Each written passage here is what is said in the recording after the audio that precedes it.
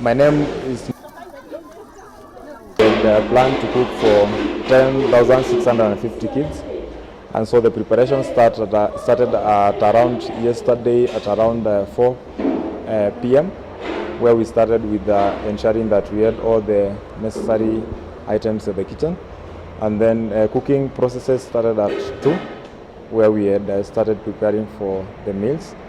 And then after receiving the information that the schools will not reopen today, we now sought for an alternative of where we will take the food. We deliver the food to vulnerable families that are located within the slums of Gishagi. Tunafurahia kwa serikali kuwa imetusimamishia shule juu hata mvua ni mingi sana. Watoto wangu wako shule na nilikuwa nimewatayarisha, nilisikia ati shule haiendwi wakati walikuwa washaenda.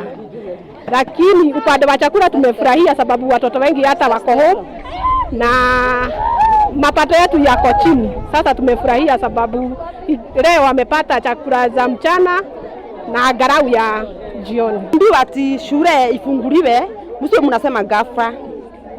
Anasema kitambo, ni leo anasema jana.